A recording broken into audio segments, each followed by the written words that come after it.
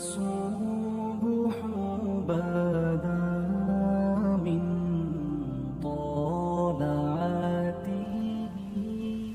آؤ تمہیں وفا کی ایک کہانی سناؤں، آؤ محبتوں کی ایک کہانی سناؤں. مدینے کا شہر ہے، اللہ کے محبوب جلوہ فراز ہے. مسجد نبوی میں ہر لمحہ نور برستا تھا. آقا تشریف فرماتے اور صحابہ حضور کے گرد یوں بیٹھتے جس طرح چاند کے گرد ہالہ ہوتا ہے اور بدر تمام کے گرد ستارے ہوتے ہیں. آقا واز و تلقین کرتے، لوگ سنتے، من میں اتارتے، روحوں کو تازگی دیتے. ایک چھوٹا سا بچہ ہے جو ننھے ننھے پاؤں سے چل کے مسجد نبوی میں پہنچ جاتا ہے. نام اس کا عمیر ہے. بمشکل سے بولنا سیکھا ہے اس نے. آقا کریم علیہ السلام کی خدمت میں کبھی وہ اپنے چچا جلاس بن سوید کے ساتھ جاتا ہے، کبھی وہ اکیلا بھی چلا جاتا ہے. ایک دن اس کا چاچا نہیں گیا لیکن بچہ گیا اور حضور کی بات سنی. آقا کریم نے آخرت کے بارے میں، قیامت کے بارے میں نقشہ بیان کیا. جب وہ بچہ واپس پلٹا نا تو اپنے چچا کو کہتا ہے، یا اماہو سمیت رسول اللہ صلی اللہ علیہ وسلم یخبرنا عن الساعہ حتی کانی اراہا رای العین. اے میرے چچا، آج میں نے حضور کو قیامت کا ذکر کرتے دیکھا ہے اور حضور نے ایسا ذکر کیا ہے کہ قیامت کا نقشہ میری آنکھوں کے سامنے آ گیا تھا. یہ بات جو ہے وہ اس بچے نے اپنے چچا کو سنائی، کیونکہ چچا آج غیر حاضر تھا اور بیٹا چاہ رہا تھا کہ میں اپنے چچا کو بھی حضور کی مجلس سے وہ سنی ہوئی بات بتا دوں اور جو محروم ہو گیا اس کی محرومیاں دور ہو جائیں. لیکن اس کا چاچا جلاس بن سوید ازلی بدبخت تھا. اس نے کہا، واللہ لو کان محمد صادقا لنحن شر من الحمیر. اللہ کی قسم اگر محمد سچا ہے نا تو ہم گدھوں سے بھی پھر گئے گزرے. جب یہ بات کہی اس نے تو اس بچے کے پاؤں تلے سے زمین نکل گئی کہ میرا چچا کیا بول رہا ہے. یہ تو مجھے انگلی لگا کہ مسجد نبوی میں لے جایا کرتا تھا اور اس نے یہ کیا بات کہہ دی، یہ تو منافق نکلا. اللہ اکبر. اس بچے کی حیرت کی انتہا نہ رہی کہ یہ کیا ماجرا ہو گیا. اس بچے نے جو لفظ کہے اب سنیے. اس نے کہا، یا امی، اے میرے چچا، واللہ انکا کنت من احب الناس لا قلبی. اللہ کی قسم میرے دل کو سب سے اچھا اگر کوئی لگتا تھا بندہ تو وہ تو تھا. میں تیرے سے پیار کرتا تھا اس لیے کہ تو مجھے انگلی سے لگا کے حضور کی چوکھٹ پہ لے جایا کرتا. مجھے اس لیے تو پسند تھا، مجھے کائنات میں سب سے محبوب تو تھا. واللہ لقد اصبحت الان ابغضهم الى قلبی جمیعا. اور اب میری حالت یہ ہے جتنا برا تو لگتا ہے واللہ مجھے کوئی بھی نہیں لگتا. یا عمی انا بین الاثنتین.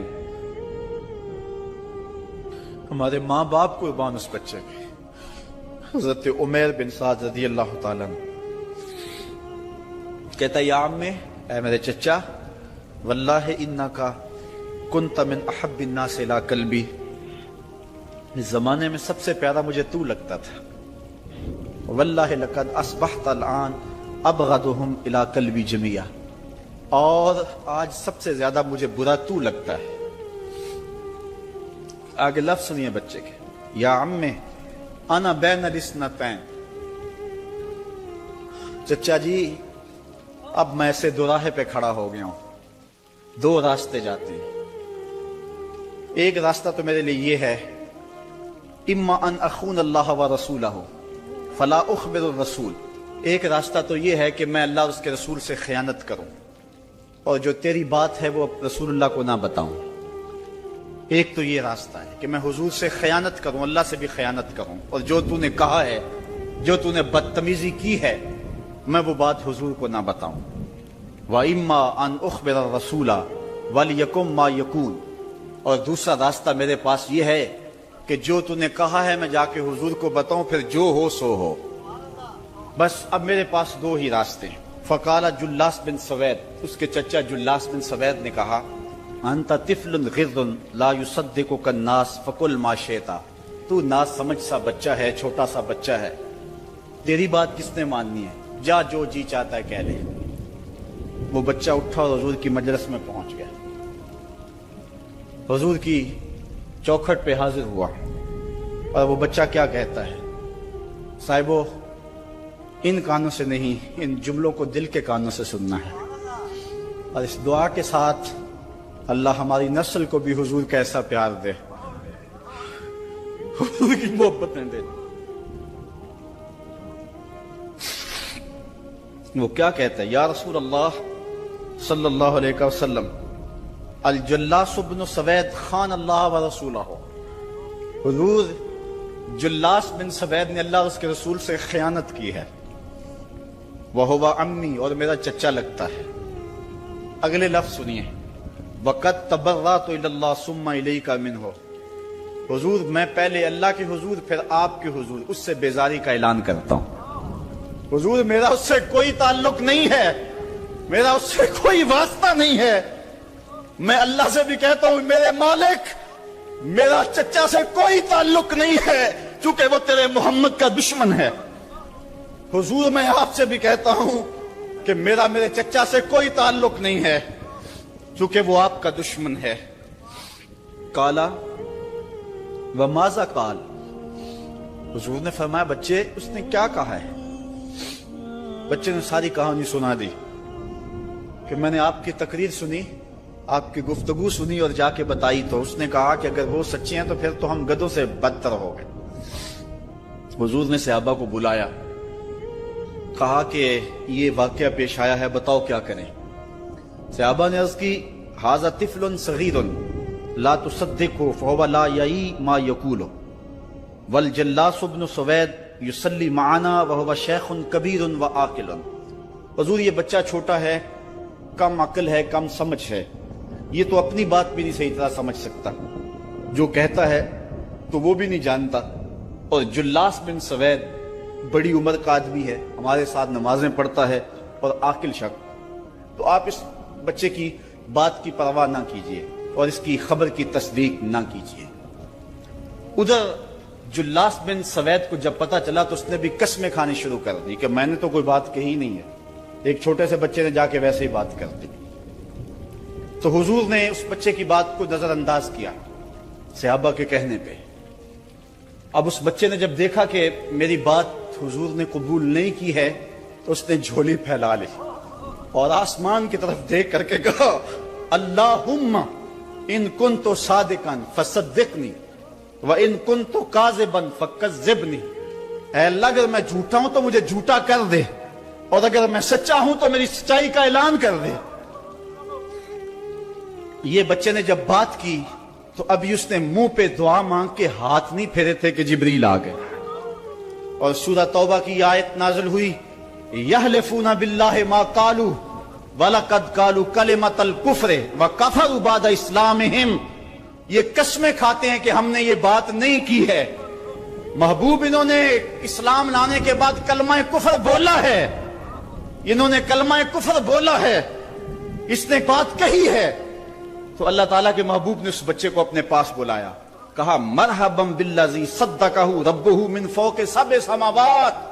خوش آمدید وہ بچے جس کی 7 آسمانوں سے اوپر رب نے بھی گواہی دی ہے، جس کی رب نے بھی گواہی دی ہے. پھر حضور نے اس بچے کے کان کو پکڑا اور فرمایا وفت اذنک یا غلام وصدقک ربک. بچے تیرے کان نے ٹھیک ہی سنا تھا اور تو وہ ہے جس کی گواہی اور جس کی تصدیق میرے رب نے فرمائی. اللہ اکبر. حضرت عمر رضی اللہ تعالیٰ عنہ کا دور آیا تو انہوں نے حضرت عمیر بن سعد انصاری رضی اللہ تعالیٰ عنہ کو حمص کا گورنر بنا دیا. اور پھر جب وہ فوت ہوئے تو حضرت عمر روئے، فرماتے کاش کہ میرے پاس عمیر جیسا کوئی دوسرا آدمی ہوتا اور میں مسلمانوں کی محافظت کے لیے اسے مقرر کرتا. اللہ اکبر. تو حضور علیہ الصلوۃ والسلام کی محبت اور حضور کے ساتھ وفا کا یہ رشتہ اور یہ تعلق اور یہ گہرا ربط اللہ تعالیٰ کی محبت کا بندے کو مستحق کرتا ہے. اللہ نے بھری بزم کے اندر اس بچے کو عمیر بن سعد رضی اللہ تعالیٰ عنہ کو جھوٹا نہیں ہونے دیا. تو اقبال کہتا ہے کی محمد سے وفا تو نے تو ہم تیرے ہیں، یہ جہاں چیز ہے کیا لوح و قلم تیرے ہیں. کسی امیر شخص کا نام ہے کیا بدن کے اوپر پیوند لگے لباس پہننے والے وہ فاقہ مست کیا امراء کی فہرست میں آتے تھے؟ ہمیں تو وہ کہانی بھی اسلام کی غربت کی یاد آتی ہے کہ جب احد کے اندر 70 شہیدوں کے لاشیں پڑے ہوئے ہیں تو حضرت صفیہ حضور کی پھپھی اپنے بھائی حمزہ کے لیے 2 چادریں لے کر کے کفن کی آتی ہے تو حضور علیہ السلام نے فرمایا کہ جس قبر میں حمزہ کو دفن کیا جائے اسی قبر میں مصعب بن عمیر کو بھی کفن دیا جائے اور دفن کیا جائے، اور کہا میرے چچا کے لیے اس کی جو بہن میری پھپھو جو 2 چادریں لے آئی ہے، کہا ایک چادر ہم مصعب بن عمیر کو دیں گے۔ یہ مصعب بن عمیر کون ہے؟ تاریخ پڑھو، کتنی دل آویز تاریخ ہے۔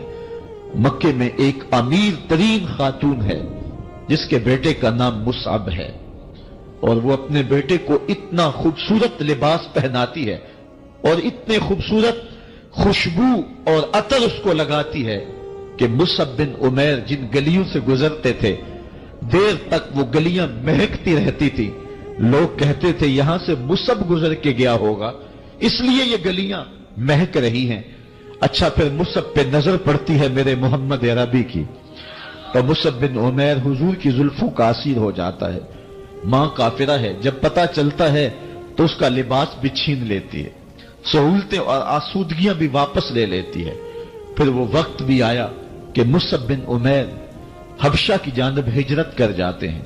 مکے کے حالات کچھ تھوڑے سے خوشگوار نظر آئے تو وہ حبشہ سے واپس مکے جب پلٹے تو ان کے بدن پہ جو چادر تھی وہ جگہ جگہ سے پٹی ہوئی تھی۔ میرے آقا کریم علیہ السلام نے دیکھا تو حضور کی آنکھوں میں آنسو ٹپکنے لگے۔ کہا یہ وہی مصعب ہے جو اتنا خوش پوش نوجوان تھا کہ میں نے پورے مکے میں اس سے خوبصورت لباس پہننے والا کوئی دوسرا شخص نہیں دیکھا، اور آج میرے مصعب کو پہننے کے لیے جو چادر میسر ہے وہ بھی جگہ جگہ سے پٹی ہوئی ہے۔ یہ اسلام کی غربت کی کہانی ہے، اور آج احد میں یہی مصعب بن عمیر شہید ہو جاتے ہیں اور ان کے لیے کفن بھی دستیاب نہیں ہے۔ حضور نے کہا جو میرے چچا کے لیے 2 چادریں لائی ہیں ان میں سے ایک کا کفن مصعب کو دے دو نا، اور دوسری چادر سے کفن میرے چچا کو دے دیا جائے۔ اچھا حضرت مصعب کے لیے بڑی چادر رکھ دی گئی، اور حضرت امیر حمزہ کے لیے جو چادر تھی وہ چھوٹی تھی، اگر سر ڈھانپتے تھے تو پاؤں ننگے ہو جاتے، اگر پاؤں ڈھانپتے تھے تو سر ننگا ہو جاتا۔ حضور نے فرمایا میرے چچا کا سر ڈھانپ دو اور پاؤں کے اوپر اذخر نامی گھاس ڈال دو۔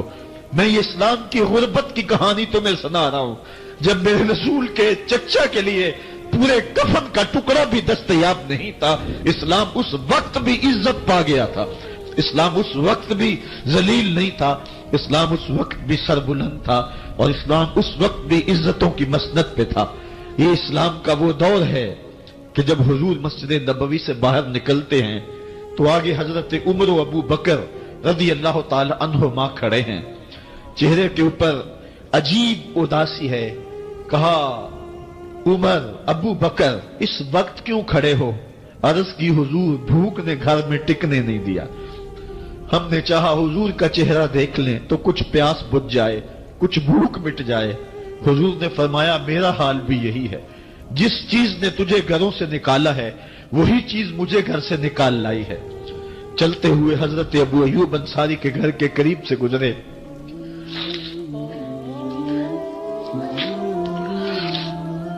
حضور کی خوشبو پا کے وہ باہر آ گئے۔ عرض کی بندہ نواز آج میرے مہمان نہیں بنتے؟ حضور نے کہا تمہاری مرضی۔ گھر لے گئے، چٹائی بچھائی، حضور کو بٹھایا، گھر والوں کو بکری کا بچہ ذبح کر کے دیا، کہا جلدی جلدی کھانا تیار کرو، میرے آقا کو بھوک لگی ہوگی۔ یہ کہہ کے واپس آئے، حضور کے پاس بیٹھے، نظر چہرے پہ پڑی تو گھبرا گئے۔ نکاحت کے آثار اتنے واضح تھے کہ سمجھ آ رہی تھی کتنے دنوں سے حضور نے کچھ نہیں کھایا۔ اٹھ کے باغ میں چلے گئے، کھجوروں کا خوشہ توڑا، حضور کے سامنے رکھا، کہا بندہ نواز جب تک کھانا تیار نہیں ہوتا یہ کھجوریں تناول فرمائیں۔ تھوڑی دیر کے بعد کھانا دسترخوان پہ لگ گیا، حضور سے عرض کی گئی حضور آئے کھانا تناول کر لیں۔ حضور نے دسترخوان پر تشریف فرما ہو کر کے حضور نے کپڑا اٹھایا تو حضور نے جب دیکھا کہ کھانا ہے تو حضور نے ایک روٹی لی اور چند بوٹیاں اٹھائیں اور ایک خادم کو بلا کر کے کہا جاؤ ہمارے گھر دے آؤ، میری بیٹی فاطمہ کتنے دنوں سے بھوکی، کہا جاؤ ہمارے گھر دے آؤ، میری فاطمہ کتنے دنوں سے بھوکی بیٹھی ہوئی ہے۔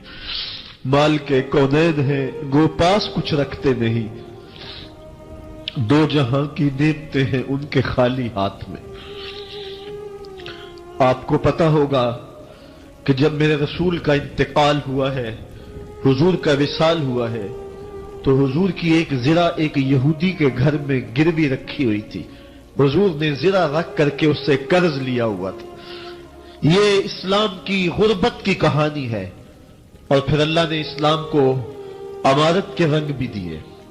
اور تمہیں کہانی سناؤں، حضرت عدی بن حاتم روایت کرتے ہیں، صحیح بخاری میں روایت ہے۔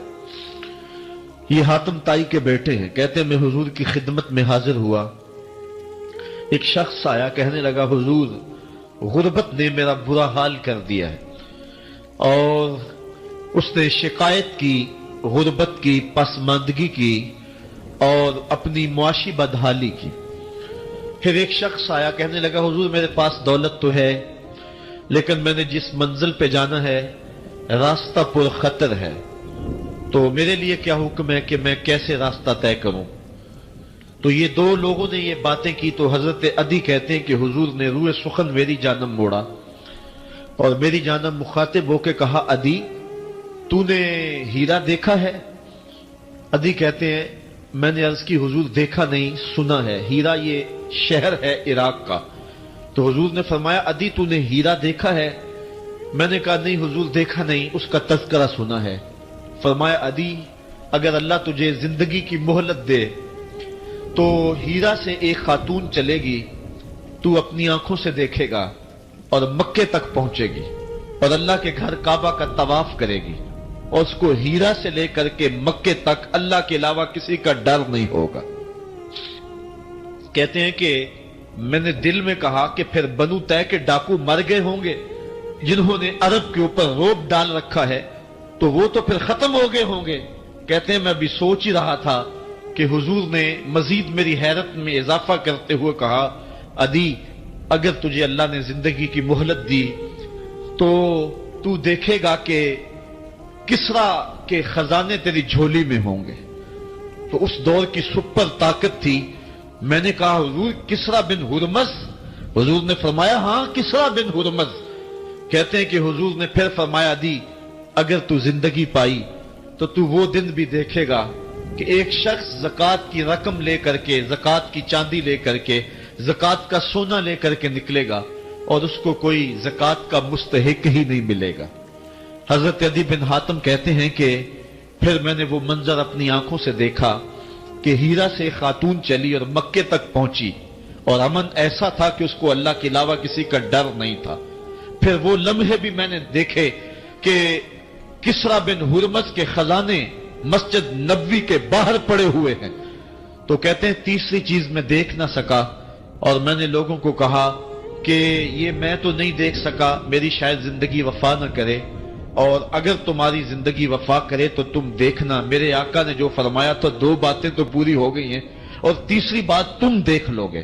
حضرت یحییٰ بن سعید فرماتے ہیں کہ حضرت عمر بن عبدالعزیز کا زمانہ تھا، اور انہوں نے مجھے افریقہ کی جانب زکوٰۃ وصول کرنے کے لیے بھیجا۔ میں وہاں سے زکوٰۃ وصول کی، اور پھر میں زکوٰۃ لینے والے مستحقین کو ڈھونڈنے لگا، تو کہتے مجھے کوئی مستحق نہ ملا۔ پھر میں غلام پکڑتا اور اس کے پیسے دے کے اس کو آزاد کرواتا چلا جاتا۔ حضرت عمر بن عبدالعزیز کا زمانہ ہے کہ گورنر ہے عراق کا، وہ حضرت عمر بن عبدالعزیز کو لکھتا ہے کہ اتنی رقم ہے، اس کا کیا کرنا ہے؟ تو عمر بن عبدالعزیز کہتے ہیں رقم لے کے یہاں نہ آنا، وہاں عراق کے لوگوں میں بانٹ دو، جو زکوٰۃ کے مستحق ہیں ان کو تقسیم کر دو۔ تو گورنر لکھتا ہے جو مستحق ہے ان کو دے دی، اب کوئی مستحق نہیں رہا تو میں کیا کروں؟ تو حضرت عمر بن عبدالعزیز کہتے ہیں جو مقروض ہیں ان کا قرض اتار دو۔ تو کہتے ہیں کہ ہاں قرض بھی میں نے اتار دیا ہے، رقم پھر بھی بچ رہی ہے، کیا کروں؟ تو حضرت عمر بن عبدالعزیز نے پھر لکھا جو شخص شادی کرنا چاہتے ہیں ان کا حق مہر ادا کر دو۔ میں نے کہا کہ وہ بھی کر دیا ہے، رقم پھر بھی بچ گئی، اب کیا کروں؟ تو حضرت عمر بن عبدالعزیز نے مجھے لکھا کہ جو غیر مسلم ہیں جنہوں نے ٹیکس دیا ہوا ہے، جتنا ٹیکس دیا ہے اس سے دگنے پیسے ان کو قرضے میں دے دو، اور ان کو کہو جاؤ اس کا کاروبار کرو، کھیتی باڑی کرو، اور ساتھ انہیں یہ بھی کہہ دینا قرض کی فکر نہ کرنا اور زیادہ اس میں پریشان نہ ہونا، جب دے سکو گے دے دینا۔ یہ دور بھی پھر اسلام نے دیکھا اور یہ گھڑیاں بھی دیکھی، جب چتھڑے پہنے ہوئے تھے، جب پیوند لگے لباس پہنے تھے، جب پیٹ میں ڈالنے کے لقمہ بھی نہیں تھا، اللہ کا دین اس وقت بھی غالب تھا۔ اور جب گلیوں کے اندر ریشم بکھرا ہوا ہوتا تھا، کوئی اٹھانے والا نہیں تھا، دین اس وقت بھی غالب تھا۔ دین کا غالب ہونا یا نہ ہونا، اس کا تعلق جو ہے وہ مال و دولت سے نہیں ہے۔ اقبال کہتا ہے کہ زوال بندہ مومن کا بے زری سے نہیں، مومن کا زوال بے زری سے نہیں ہے، بلکہ اس کا سبب کوئی اور ہے۔ وہ سبب ڈھونڈنا ہے کہ ہم دنیا میں رسوا ہو کے کیوں رہ گئے، ہم زمانے کے سامنے تماشا کیوں بن کے رہ گئے، آج نبی کی امت پوری کائنات میں رسوا ہو کے کیوں رہ گئی، آج ہمارا تماشا دیکھا جا رہا ہے، آج بھوکے کتوں کو ہماری بے شمار بہنوں کے اوپر چھوڑا جا رہا ہے اور اس کا تماشا دیکھا جا رہا ہے۔ کیا ہم نے یہ دن بھی دیکھنے تھے؟ ہم نے سراغ لگانا ہے۔ دولت کی قلت اور کثرت یہ ثانوی چیزیں ہیں۔ ہم نے تاریخ میں دیکھا ہے، ہم کبھی مالی طور پہ کمزور تھے، رسوا نہیں ہوئے۔ اور ایک روایت حضرت سلیمان بن سرد رضی اللہ تعالی عنہ سے مروی ہے، کہتے ہیں کنت جالسا مع النبی صلی اللہ علیہ وآلہ وسلم، میں حضور علیہ السلام کی مجلس میں بیٹھا ہوا تھا، دو لوگ تھے، وہ آپس میں الجھ رہے تھے، ان میں سے ایک شخص کا چہرہ غصے سے سرخ ہو گیا، رگیں پھولی ہوئی تھیں، اور ایک دوسرے کے لیے سب و شتم کا ماحول پیدا ہو گیا تھا۔ اللہ کے رسول صلی اللہ علیہ وآلہ وسلم نے ارشاد فرمایا، میں ایسا کلمہ جانتا ہوں کہ اگر یہ کلمہ پڑھ لیں تو ان کا یہ غصہ زائل ہو جائے گا، ان کی جو کیفیت ختم ہو جائے گی، اور وہ کیا ہے؟ اعوذ باللہ من الشیطان الرجیم۔ یہ پڑھ لیں تو جو ان کے اندر ہے وہ چلا جائے گا۔ تو لوگوں نے اس شخص کو کہا جس کی رگیں پھولی ہوئی تھی اور غصے سے اس کا چہرہ سرخ ہوا جا رہا تھا کہ تعوذ پڑھو، اعوذ باللہ من الشیطان الرجیم پڑھو۔ اور یہ اللہ تعالیٰ نے قرآن مجید میں ارشاد فرمایا ہے کہ جب غصے سے انسان بے قابو ہو جائے تو اس کو چاہیے کہ وہ اپنے غصے سے باہر نکلنے کے لیے تعوذ پڑھے۔ ایک روایت میں ہے اللہ کے محبوب نے ارشاد فرمایا، تم میں سے اگر کوئی شخص غصے میں آئے تو وہ خاموش ہو جائے، تو خاموشی سے غصے کا لیول نیچے آنا شروع ہو جائے گا۔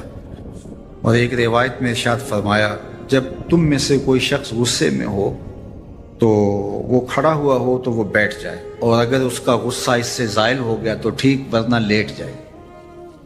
یعنی اگر وہ کھڑا ہو تو بیٹھ جائے، اور اگر بیٹھنے کے باوجود بھی غصہ ختم نہیں ہونے پا رہا تو لیٹ جائے، خاموش ہو جائے، تعوذ پڑھے اور بیٹھ جائے یا پھر لیٹ جائے۔ تو یہ چار صورتیں غصے کو کم کر دیتے ہیں۔ تو غصے کو نافذ کرنے کی بجائے کوشش کرنی چاہیے کہ غصہ جو ہے وہ فروغ ہو جائے، چونکہ غصے میں انسان ایسے امور کر لیتا ہے کہ بعد میں اس کو سخت پچھتاوا ہوتا ہے۔ تو ایک شخص نے حضور سے کہا کہ حضور مجھے کوئی وصیت کیجئے۔ حضور نے اسے ارشاد فرمایا کہ تو غصہ نہ کیا کر۔ اس نے پھر کہا مجھے وصیت کیجئے، تو آقا کریم نے پھر فرمایا غصہ نہ کیجئے۔ اس نے پھر کہا، یہ بات ایک بار نہیں، اس نے کئی بار حضور سے پوچھی۔ وہ کوئی اور وصیت طلب کرنا چاہ رہا تھا کہ یہ تو ٹھیک ہے، کچھ اور وصیت بھی کیجئے۔ اس سے ایک تو اس شخص کی ذاتی صورتحال ایسی ہوگی، اور دوسری یہ ہے کہ اس نصیحت کی اہمیت کے پیش نظر کہ غصہ جب انسان کو آتا ہے تو وہ مغلوب ہو جاتا ہے اور بہت غلط فیصلے کر بیٹھتا ہے، اس لیے بار بار ایک نصیحت پر تاکید کرنا اور اس کا تکرار کرنا اس امر کی طرف توجہ دلاتا ہے کہ ہمیں معاملات کے اندر بہت معتدل رہنے کی ضرورت ہوتی ہے۔ جو شخص غصے کو نافذ کرنے کی طاقت رکھتا ہے، ایک تو ہوتا ہے کہ بندہ غصے سے خود اپنے آپ کو بے چین کرے گا، لیکن اپنے غصے کو نافذ نہیں کر سکتا، غصہ نکال نہیں سکتا۔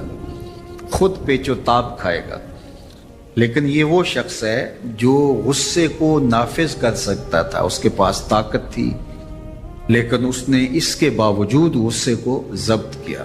حضور علیہ السلام نے ارشاد فرمایا قیامت کے دن اللہ تعالیٰ لوگوں کے سامنے اسے بلائے گا تو اللہ تعالیٰ اسے اختیار دے گا کہ جنت کی حوروں میں سے جس کے ساتھ تم نکاح کرنا چاہتے ہو، جس کے ساتھ تم رہنا چاہتے ہو، تمہیں اس کا اختیار دیا گیا ہے، اس لیے کہ تم نے اپنے غصے کو ضبط کیا، اس کو نافذ کرنے کی طاقت کی۔ یہ بھی ہوتا ہے کہ کسی کو کسی عمل خیر کی توفیق ہو جاتی ہے تو وہ اس پر اللہ کا شکر کرنے کی بجائے دوسرے لوگوں کو جو فی الحال اس توفیق سے محروم ہیں حقارت کی نظر سے دیکھنا شروع کر دیتا ہے۔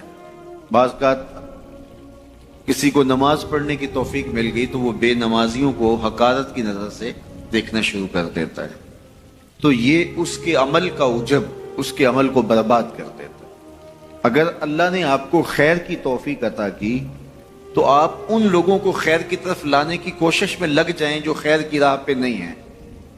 بے نمازیوں کو نماز کا عادی بنانے کے لیے آپ کی جد و جہد شروع ہو جانی چاہیے کہ یہ خیر مجھے نصیب ہوا تو اس کو بھی نصیب ہو جائے، نہ یہ کہ آپ کسی کو حقارت کی نظر سے دیکھیں اور خود پسندی کے مرض میں مبتلا ہو جائیں کہ دیکھو میں نمازی ہوں اور میرے پاس یہ ہے اور فلاں کے پاس یہ نہیں ہے۔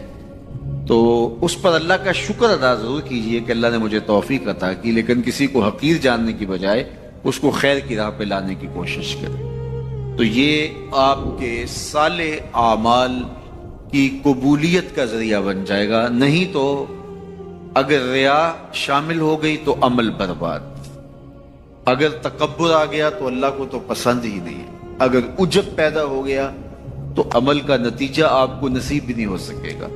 اس لیے عمل خالص ہو، صرف رضائے الہی کے لیے ہو، وہ عمل مرد نے کیا ہے یا عورت نے کیا ہے اس سے غرض نہیں ہے، شرط ہے کہ ایمان کے ساتھ اس نے صالح اعمال کا ذخیرہ جمع کیا ہے تو اس کو اللہ تعالیٰ جل شانہ ستھری، پاکیزہ، مطمئن اور خوبصورت زندگی عطا کرتا۔ اب وہ خوبصورت زندگی حیات طیبہ کیا ہے تو سنیے، حضرت سعید بن جبیر رضی اللہ تعالیٰ عنہ فرماتے ہیں کہ حیات طیبہ سے مراد الرزق الحلال ہے۔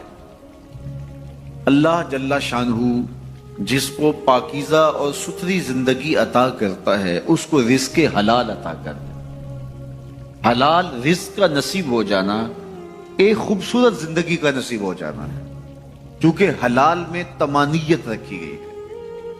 ایک شخص جتنا بھی حرام رزق اکٹھا کر لے اس کو اس سے طمانیت باطن، سرور باطن نصیب نہیں ہو سکتا، اس کے اندر اطمینان اور قرار نہیں آ سکتا، کیونکہ حرام میں یہ ہے ہی نہیں۔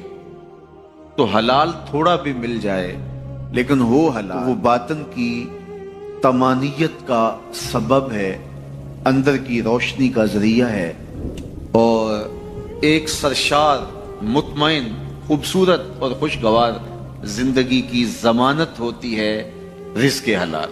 اللہ ہم سب کو اپنی جناب سے رزق حلال ہی نصیب کرے، اور اگر ہم سچے دل سے یہ عہد کر لیتے ہیں کہ اللہ ساری زندگی تو ہمیں رزق حلال ہی دینا، اور ہم بھی ساری زندگی حرام کے ایک لقمے سے بھی اپنے آپ کو محفوظ کریں گے، اللہ آپ کے لیے حلال کے راستے کشادہ کر دے گا۔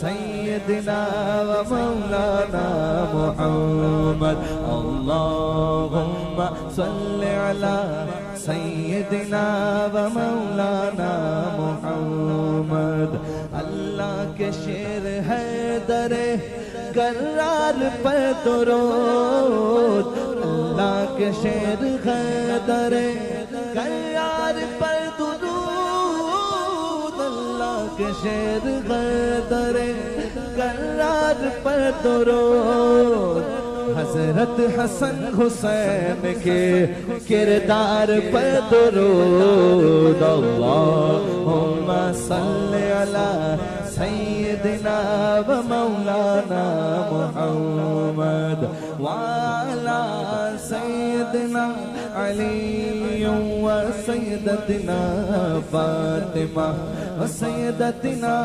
زينب وسيدنا حسن وسيدنا حسين وعلى آله وصحبه وبارك وسلم زینب کی بارگاہ میں زینب کی بارگاہ میں زینب کی بارگاہ میں زینب کی بارگاہ میں سلام نیاز ہے زینب کی بارگاہ میں سلام نیاز ہے جو مرتضیٰ کی لاڈلی زہرا کا ناز ہے اللہم صلی علی سیدنا و مولانا محمد وعلی سیدنا علی و سیدتنا فاطمہ و سیدتنا زینب و سیدنا حسن و سیدنا حسین زینب کی بارگاہ میں سلام نیاز ہے زینب کی بارگاہ میں سلام نیاز ہے زینب کی بارگاہ میں سلام نیاز ہے زینب کی بارگاہ میں سلام نیاز ہے جو مرتضیٰ کی لاڈلی زہرا کا ناز ہے اللہم صلی علی سیدنا و مولانا